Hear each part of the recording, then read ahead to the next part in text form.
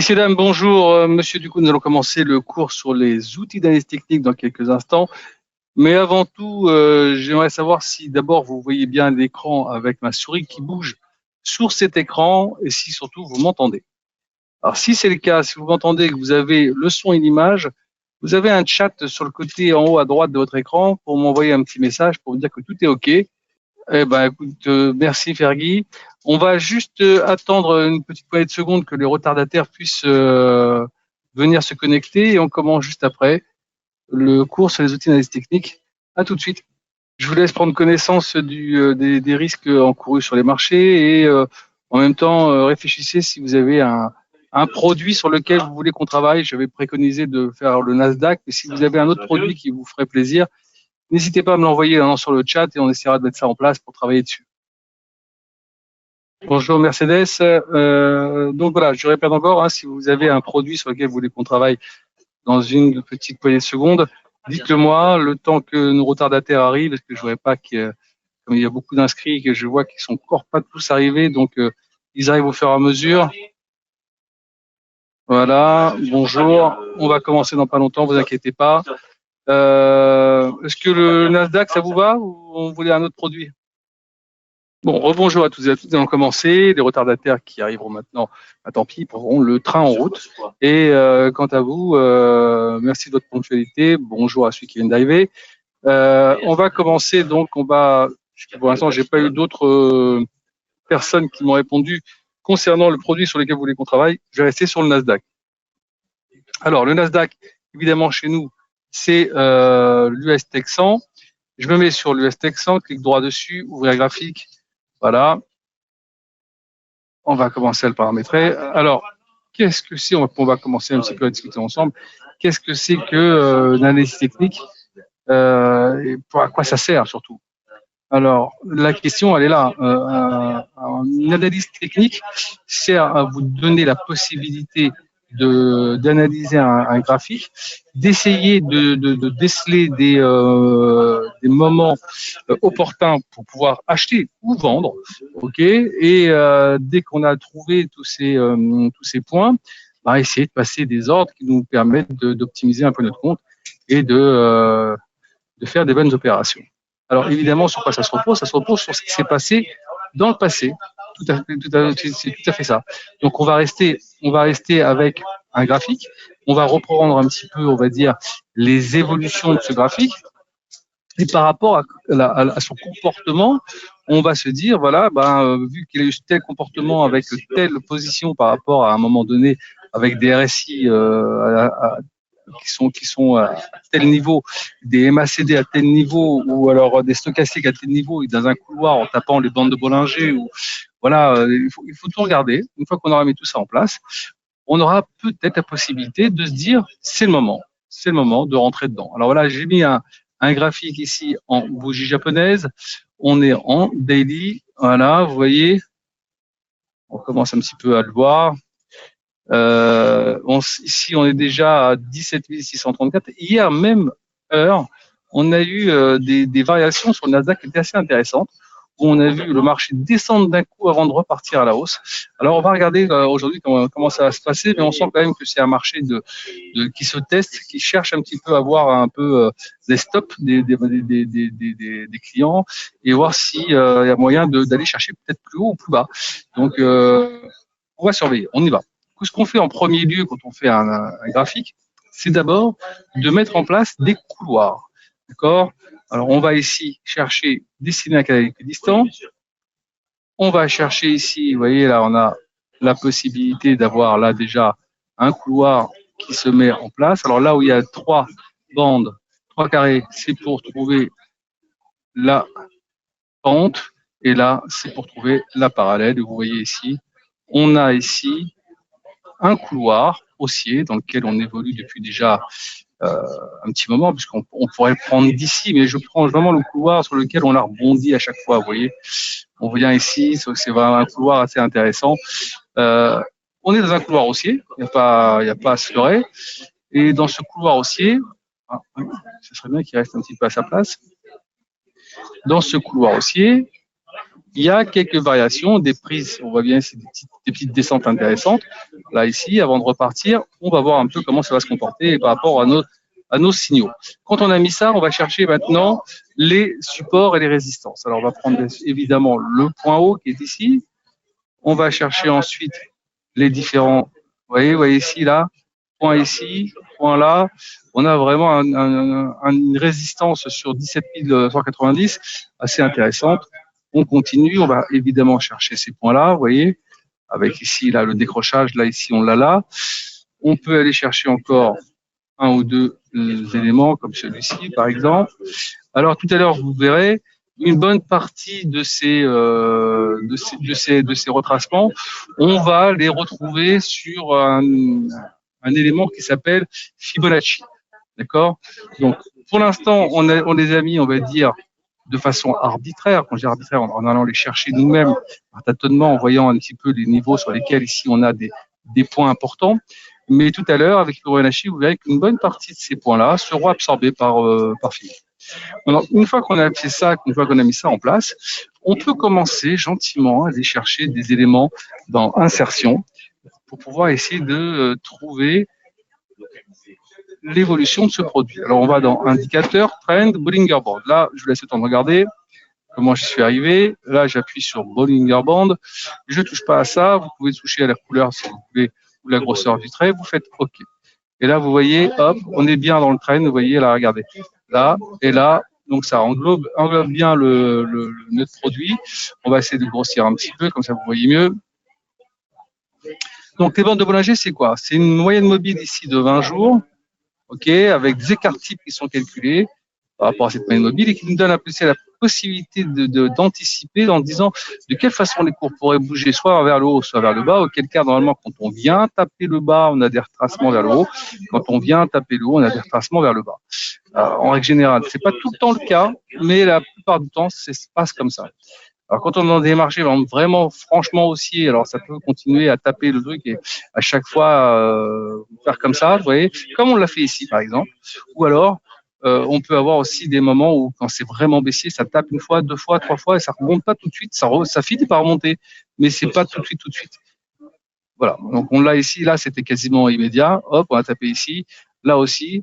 Donc voilà, on a des éléments, on va dire qu'à 75%, cette chose réagit de façon très correcte. Quand on a mis la bande de Bollinger, on va aller chercher un autre élément.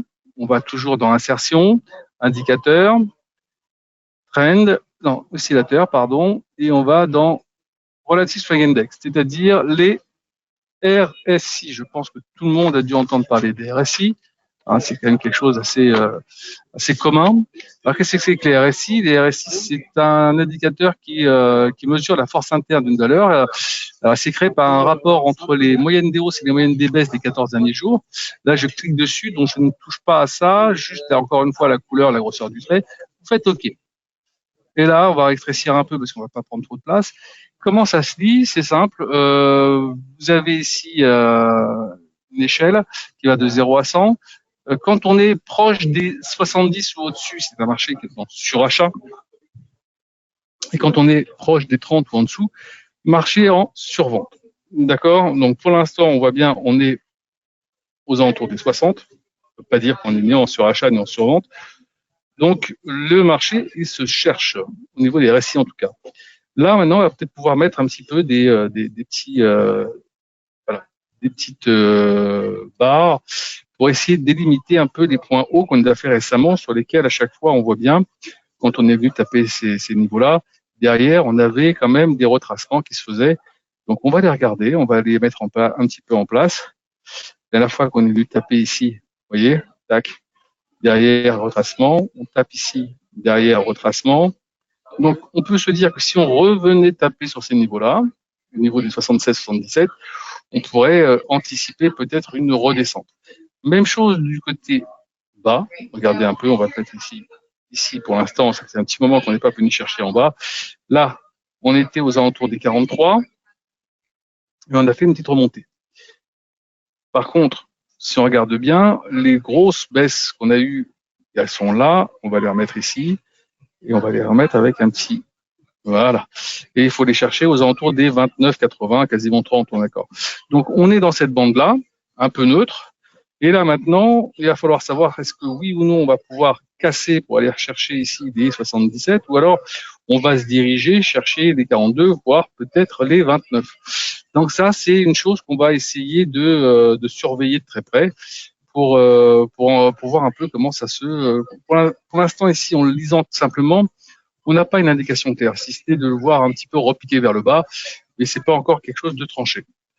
On va donc aller insertion, indicateur, oscillateur. On va sur MACD. Voilà, je clique dessus. Je ne touche pas ici à la programmation encore une fois. Je fais juste OK. Et là, vous avez les MACD qui se mettent en place. Alors, qu'est-ce que c'est que les MACD? Les MACD, en fait, c'est deux moyennes mobiles exponentielles de 12 et 26 jours qui vont nous donner ce petit graphique. Avec ici les MACD, ici un signal. Donc, quand on est au-dessus du signal, marché haussier. Dès qu'on repasse en dessous, marché baissier. Et hop, et c'est reparti. Là, on commence à avoir des petites MACD qui repartent à la hausse. À partir de là, on peut commencer à se dire, là, marché qui commence à repartir à la hausse, on peut commencer à acheter. Voilà, et on accompagne. Dès qu'on voit que ça commence un petit peu à se tasser, là, on peut dire qu'il faut commencer déjà ou à sortir ou peut-être même commencer à se poser la question, est-ce qu'il ne pourra pas être vendeur? D'accord? Donc là, ici, on voit bien, on est redescendu, on est remonté un petit peu, mais on ne passe pas au-dessus de la MACD. Pire, on commence à avoir une MACD qui commence à être un petit peu plus courte. Alors, peut-être, je dis bien peut-être, qu'on va peut-être retourner chercher plus bas. À surveiller pour l'instant. Rentrer maintenant, ça serait encore une anticipation. Allez pas, je dirais pas du 50-50, mais disons que vous avez les 65-67% de chance de voir un marché baissier ici. Quand on voit ici comment ça se confirme par rapport à ce qu'on a ici, hein. Juste par rapport aux éléments que nous avons pour le moment. Est-ce qu'il y a des questions sur la MACD pour l'instant, sur la RSI? Parce que pour l'instant, c'est clair. S'il y a quelque chose que vous voulez qu'on en reparle tout de suite, n'hésitez pas avant que je poursuive. Non, c'est bon?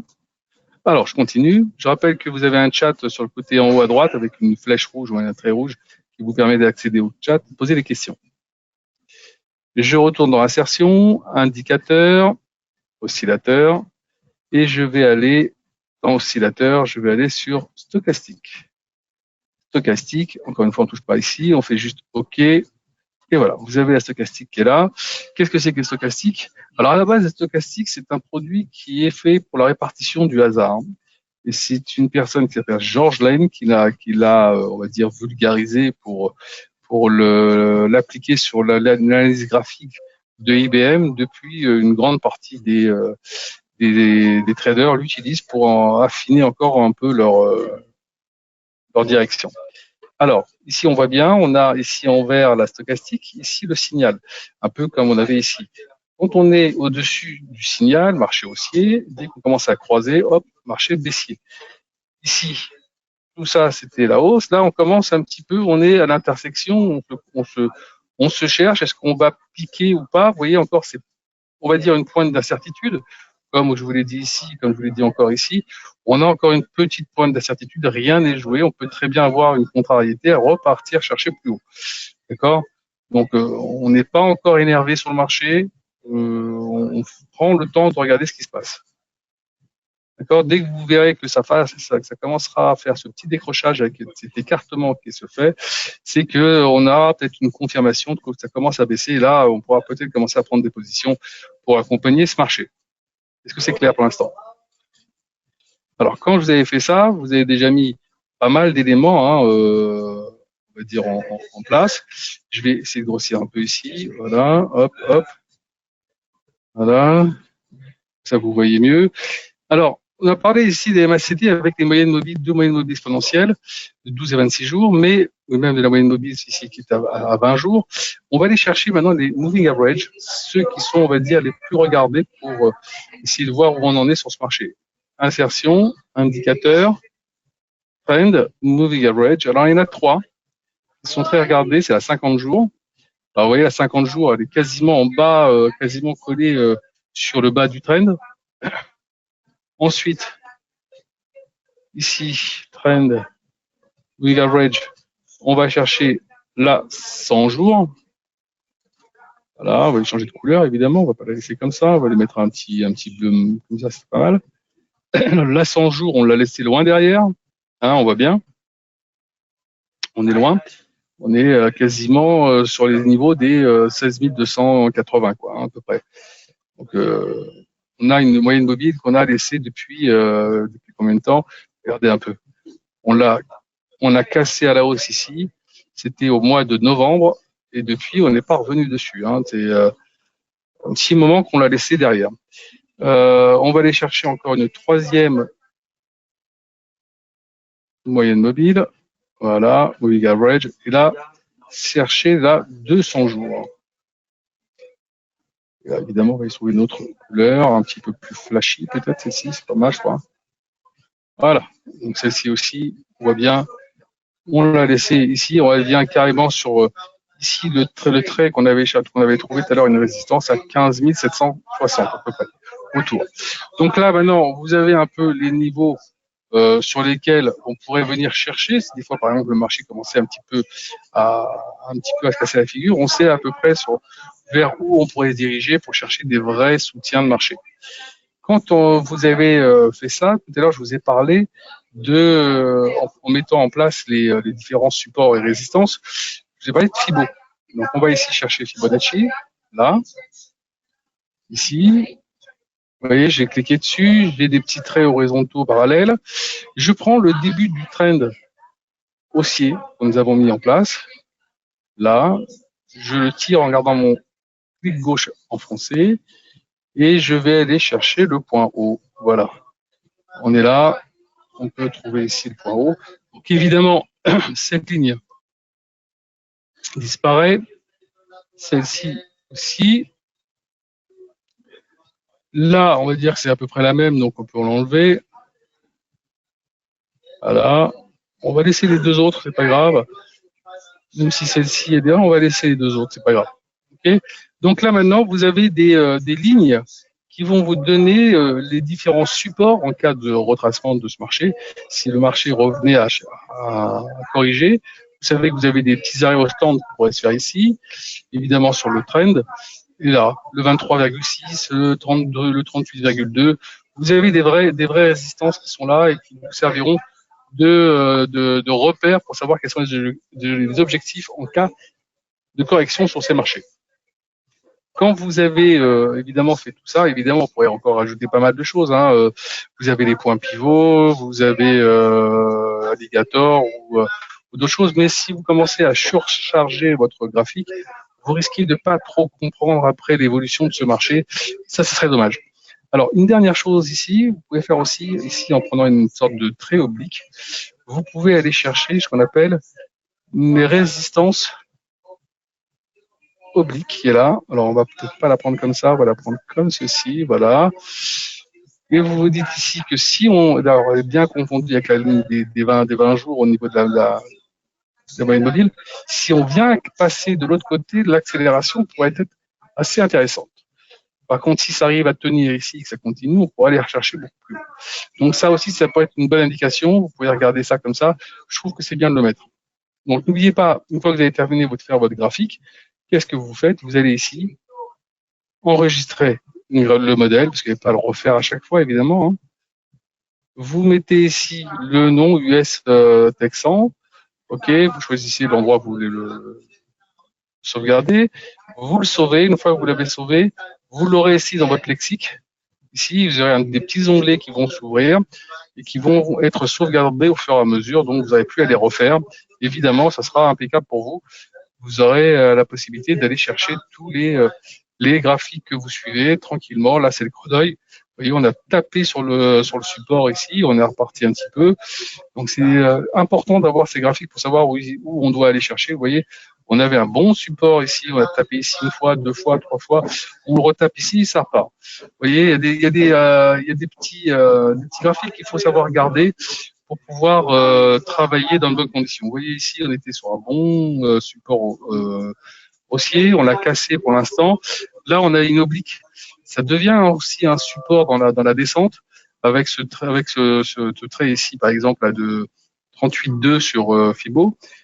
Là, ça a l'air d'obtenir un petit peu. Il va falloir regarder si, avec cette moyenne mobile ici, qui est la moyenne mobile qui est ici, vous voyez, on a ici une moyenne mobile des 100 jours qui est confondue avec le bas de la bande de Bollinger. Ça fait quand même beaucoup au niveau des résistances. Ça peut être intéressant sur ces niveaux-là. Vous voyez, au niveau des 2010, vous avez la possibilité d'être acheteur. Bon, ça c'est pour vous donner un peu comment ça fonctionne. Si vous faites comme ça, à mon avis, vous allez avoir beaucoup plus de facilité de trouver des éléments de réponse pour passer vos ordres et vous aurez certainement beaucoup de résultats intéressants dans les prochains jours, les prochains mois.